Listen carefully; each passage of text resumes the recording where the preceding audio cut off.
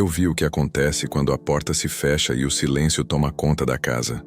Eu ouvi as orações feitas em pensamento, aquelas que ninguém mais escuta. Eu conheço o medo que surge quando o álcool passa a mandar onde antes havia amor. Se você chegou até aqui agora, não foi por curiosidade. Foi porque esta história toca algo que está acontecendo dentro da sua família neste exato momento. Há pessoas presas a correntes que não aparecem. O vício não começa gritando, começa se infiltrando. Primeiro como fuga, depois como hábito, e então como Senhor. Hoje, você vai ouvir uma história real, narrada por alguém que viveu noites de espera, promessas quebradas e esperança cansada. Não é uma história distante. Ela se parece com a sua mais do que você imagina. Neste vídeo, você verá como uma família tentou de tudo e ainda assim se sentiu impotente. Você ouvirá um clamor que nasceu da dor, não da teoria. E mais do que isso, você será conduzido a uma oração que não ignora o problema, mas o enfrenta com autoridade espiritual. Há libertação sendo preparada, mas ela exige algo simples e difícil ao mesmo tempo: permanecer. Não saia agora. Há palavras que só fazem sentido quando chegam no tempo certo. Há orações que não funcionam quando são apressadas. O que será dito aqui toca feridas abertas, mas também aponta um caminho que muitos ignoram. Antes do final, você entenderá por que algumas batalhas familiares não se resolvem com confronto, mas com entrega. E por que aquilo que parece perdido ainda pode ser alcançado. Boa noite. Eu falo assim porque quase sempre é à noite que a dor cresce dentro desta casa. É quando as crianças finalmente dormem, quando o barulho diminui, quando sobra espaço para pensar no que a vida se tornou. Eu sou uma mulher mais velha. Minhas mãos carregam marcas de anos tentando sustentar uma família enquanto algo invisível nos puxava para baixo. Durante muito tempo, eu achei que amor bastava. Achei que paciência bastava. Achei que silêncio bastava. Hoje, eu sei que não bastava. No começo, ninguém chamava de problema. Era só uma bebida no fim do dia. Um jeito de relaxar, um jeito de esquecer as contas, o cansaço, as frustrações. Eu via, mas fingia não ver. Porque admitir cedo demais parecia exagero, porque confrontar parecia pior do que esperar. A família seguia, as crianças cresciam, e eu dizia a mim mesma que aquilo não chegaria até elas. Chegou. As mudanças não foram rápidas, foram lentas, quase educadas. O tom de voz ficou mais áspero. O olhar, distante. As promessas começaram a ser adiadas. As risadas diminuíram. Eu comecei a reconhecer o som da chave na porta e, junto com ele, a tensão no peito. As crianças também aprenderam. Elas sabem quando a casa está segura e quando não está. Nenhuma criança deveria aprender isso. Eu lembro da primeira vez que uma delas perguntou por que o pai estava diferente. Não havia resposta que não doesse. Eu disse que era cansaço, disse que era trabalho, disse que ia passar. Eu disse muitas coisas tentando proteger, mas a verdade sempre encontra um jeito de aparecer. Ela aparece no medo antes de dormir, na nota baixa na escola, no desenho feito com cores escuras, no silêncio que não combina com infância. Houve noites em que eu fiquei sentada na sala, esperando. Não esperando mudança imediata, mas esperando que algo dentro de mim não se quebrasse. O álcool não afeta só quem bebe. Ele invade a casa inteira. Ele muda o clima. Ele muda as regras. Ele transforma conversas simples em territórios perigosos. Eu medi cada palavra. Eu calculei cada gesto. Eu aprendi a viver em alerta. As crianças começaram a se recolher cedo. Não porque estavam com sono, mas porque aprenderam que era melhor desaparecer. Isso parte o coração de uma mãe de um jeito que não se explica. Você começa a se perguntar onde errou. Começa a revisar decisões antigas. Começa a negociar com Deus em silêncio. Promessas que só você escuta. Pedidos feitos sem coragem de dizer em voz alta. Eu tentei ajudar de todas as formas humanas.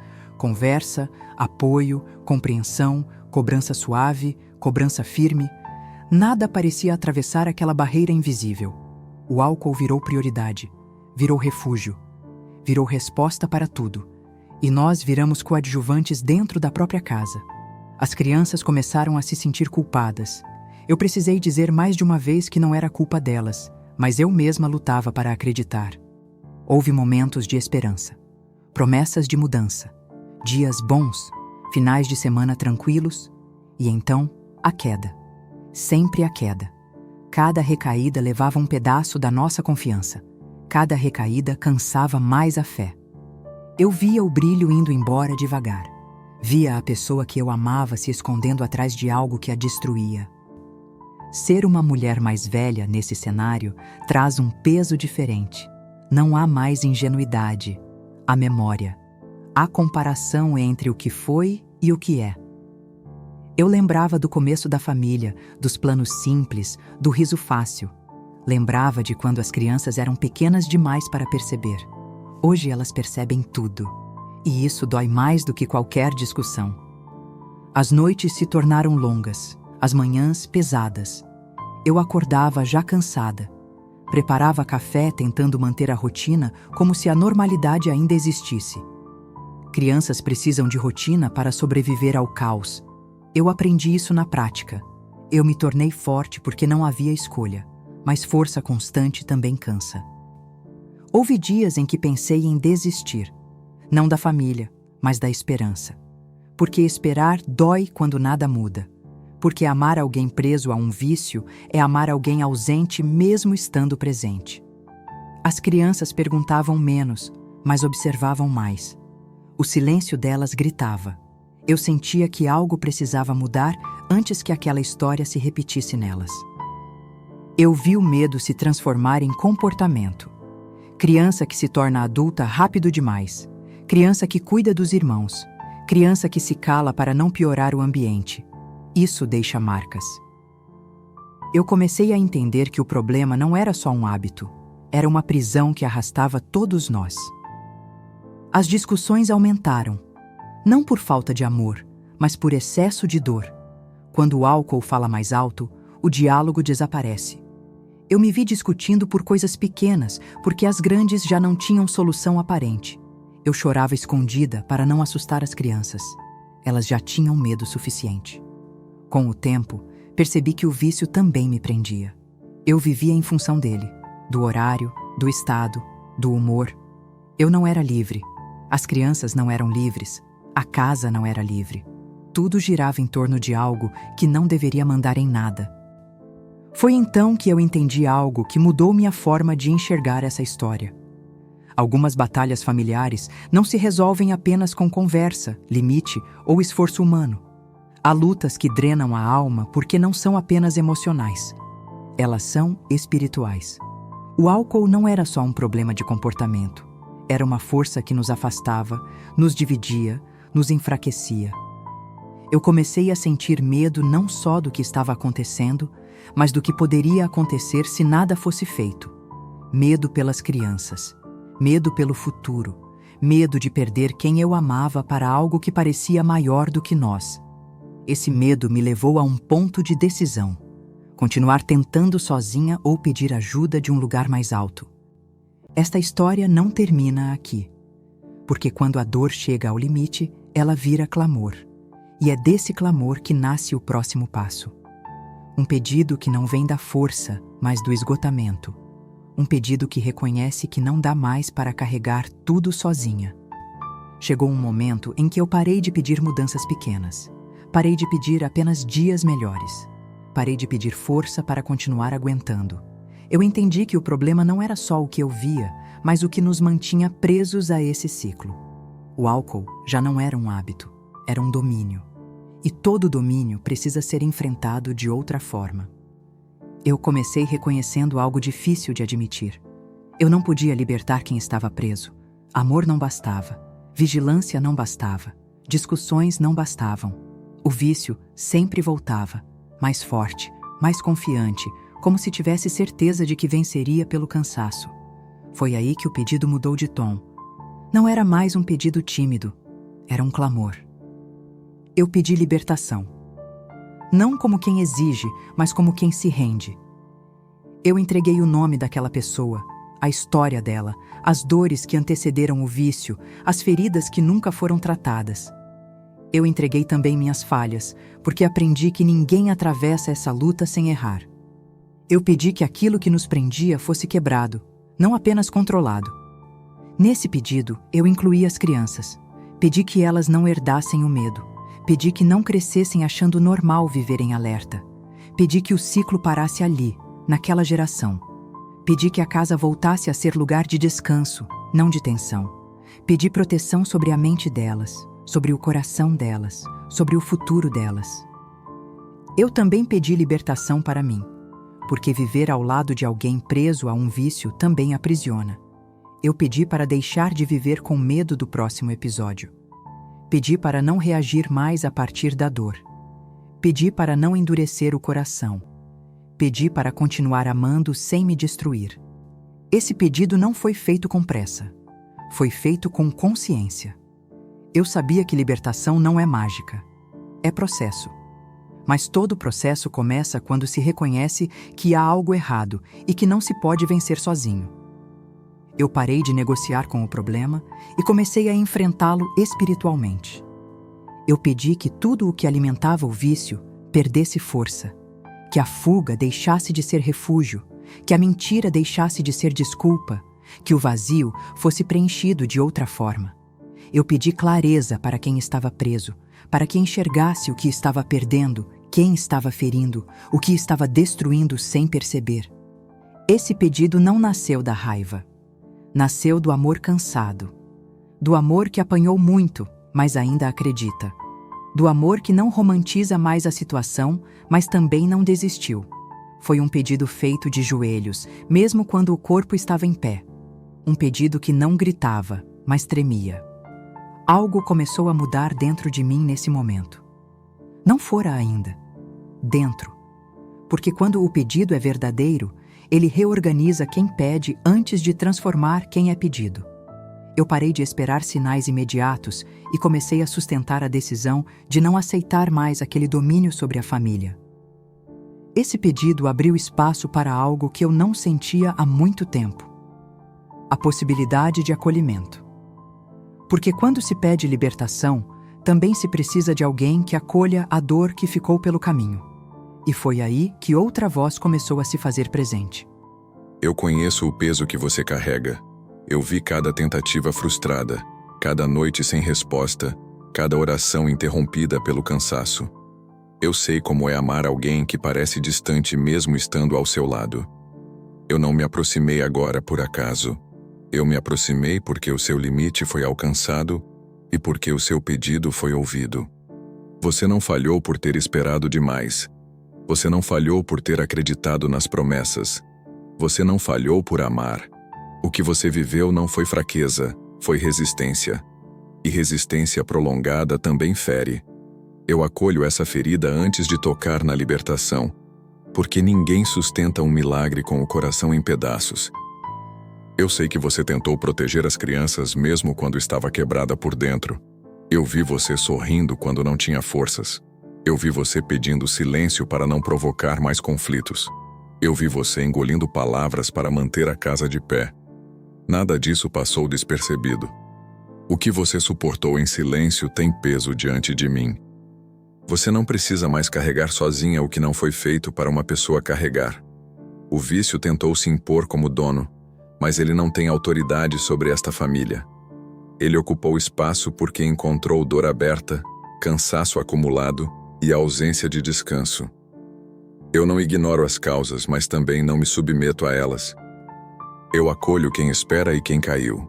Eu acolho quem ama e quem erra. Eu acolho as crianças que aprenderam cedo demais a perceber o perigo no ar. Eu acolho os medos que você ainda não sabe nomear.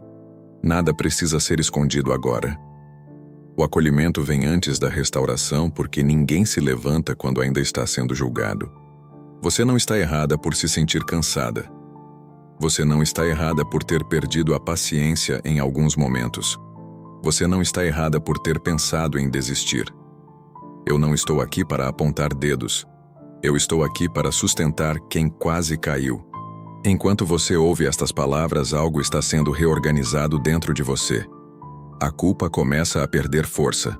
O medo começa a recuar. A esperança ainda é pequena, mas ela voltou a respirar.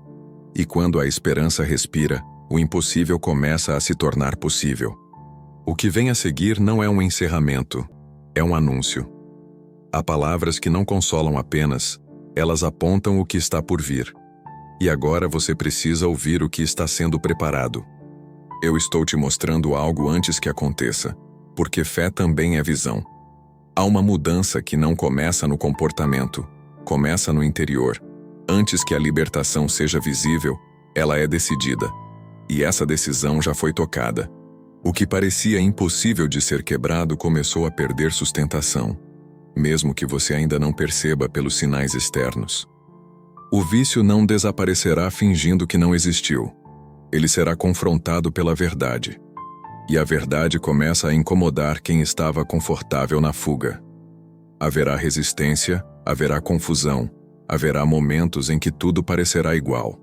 Não se engane. Processos reais nem sempre são silenciosos. Alguns fazem barulho antes de cair.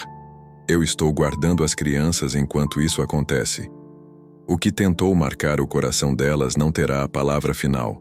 O medo não será herança. A repetição não será destino. O que você temeu que se tornasse uma história sem fim, será interrompido. Não por força humana, mas porque chegou ao ponto em que o céu intervém. Você precisará permanecer firme quando a mudança começar a exigir posicionamento. Libertação pede decisão. Haverá convites para voltar ao que era antes. Não aceite. Haverá tentativas de minimizar o problema. Não concorde. A transformação que se aproxima exige clareza, não negação. Eu estou levantando consciência onde havia confusão. Estou trazendo luz onde tudo era justificativa. O que estava escondido começará a ser visto com honestidade. Isso não é castigo, é preparo. Porque ninguém se liberta sem reconhecer a prisão. Não se apresse em comemorar nem se desespere se houver atraso.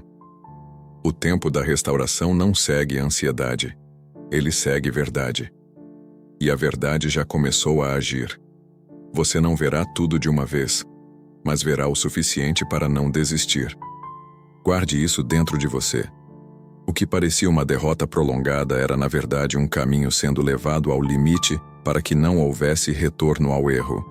O ciclo está sendo quebrado agora, mesmo que ainda doa, mesmo que ainda assuste.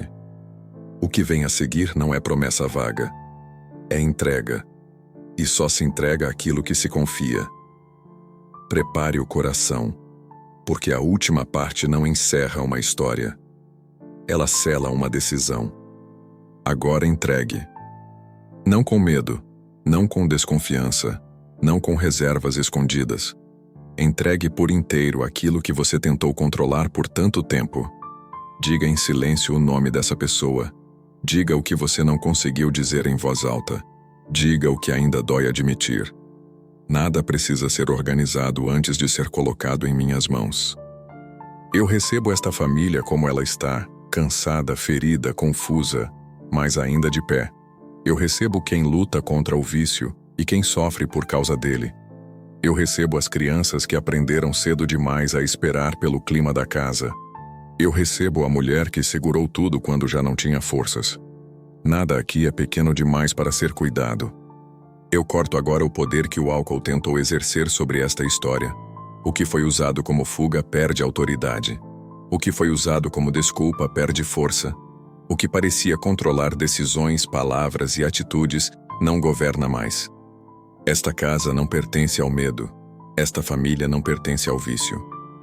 Onde houve silêncio por medo, eu restauro voz com sabedoria. Onde houve tensão constante, eu restauro descanso. Onde houve noites longas demais, eu preparo manhãs possíveis. O processo não apaga o passado, mas redefine o futuro. E o futuro desta família não será repetição de dor. Você não precisa saber como tudo vai acontecer. Você só precisa permanecer firme na decisão que tomou hoje. Volte a esta oração quando sentir que a esperança enfraqueceu. Volte quando o medo tentar convencer você a desistir. Volte, porque caminhar sozinho não foi o que eu preparei para você. Esta história não termina com alívio imediato, mas com direção clara. A libertação começou quando você decidiu não ignorar mais. E aquilo que começa na decisão sustentada pela fé não se perde no caminho. Permaneça, confie. Entregue de novo quando for necessário. Eu caminho com você.